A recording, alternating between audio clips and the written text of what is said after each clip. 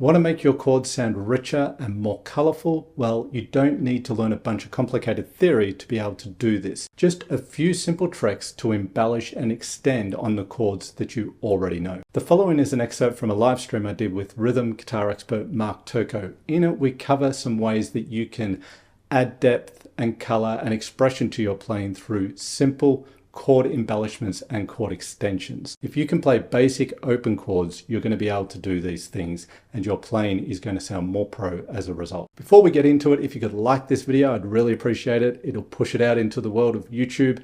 If you like the content I put out each week, I'd really appreciate your subscription if you haven't subscribed to the channel yet. And in the description below this video today, there's a link to a free workshop that I did on how to accompany a singer on guitar, including some of the things we discussed today in this video, plus a whole lot more. So if you like that type of thing, click that and you can get access to that workshop. All right, let's get into it. Something that we were kind of touched on when we were talking about the first approach is when you're talking about embellishing chords, that could be another way where you're really just keeping your chord shape and just lifting a finger. Or maybe I have my pinky available here. But we do it more in a, not arpeggiating form. You could do it in more of a strumming type of form.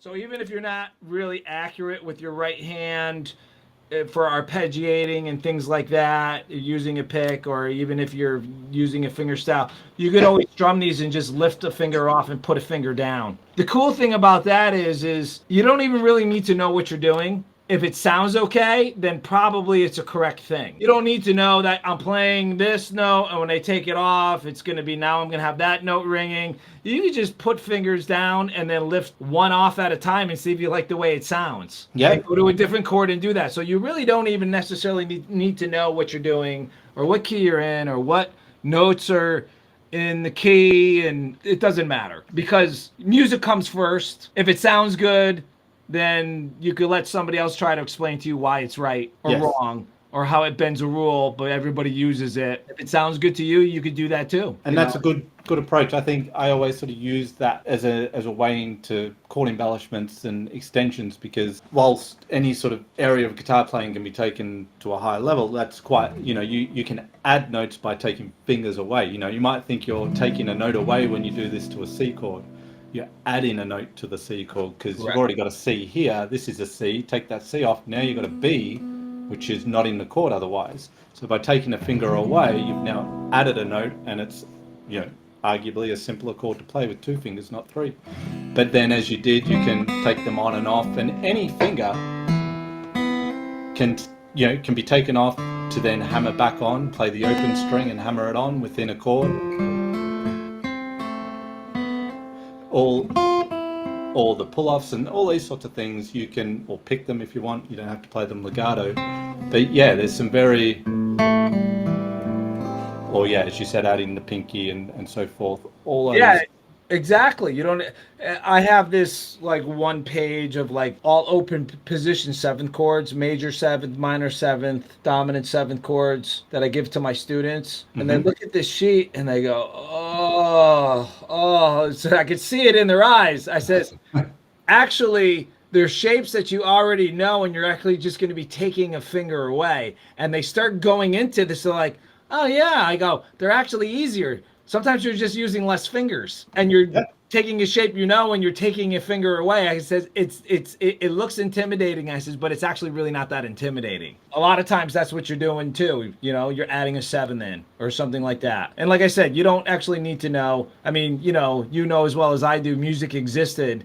And then the eggheads came along and tried to explain why is it that everybody's doing the same thing or that it sounds good. So the music theory comes second. Music existed first, and then somebody wanted to know why does it work. One other thing too, we're talking about holding down chords and embellishing though too. They also can be done with bar chords as well. It's not always just here. So if I'm just gonna play like an A minor seventh, I got my pinky here.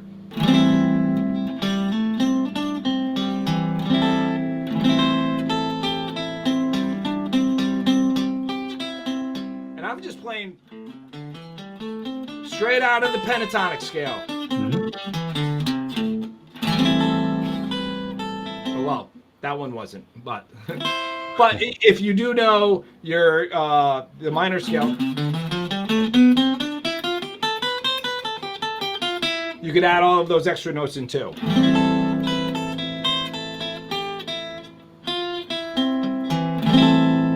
And especially if you're playing on your treble strings, you could let those bass strings ring while you're doing these embellishments as well with these two available fingers and play any notes out of that scale as well. So you could do it with your open position. You could also do it in bar chords, you know, and like I said, I'm taking a finger away, so I'm making the 7 chord, the minor 7 chord, and then now that gives me 2 fingers to do other cool stuff. I mean, this isn't perhaps everyone's cup of tea, depending on size of hand and all this sort of stuff, but you can play your bar chords, like the root 6, for example. If I'm playing on an A chord here, of course we can bar it, but we can use the thumb and then grab the triad there, you know, the middle sort of fragment of the chord.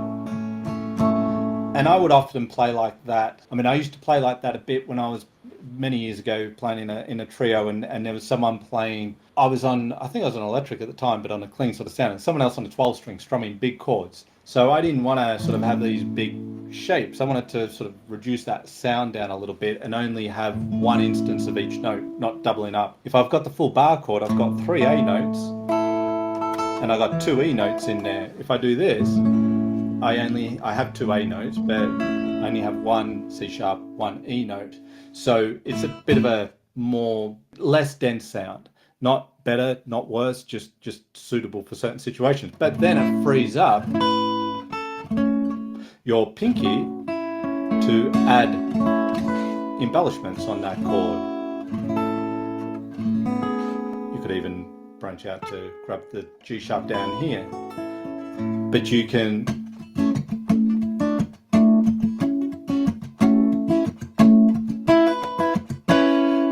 my pinky can play either the 7th fret on the 1st string to add the 9 to the chord, or the 6 of the chord by playing the 7th fret on the 2nd string, or suspend the chord and resolve it back if we want by playing the 7th fret on the 3rd string. So all the same fret, just different strings, different shades of the A. And of course it's a bar chord, it's fretted notes, so we can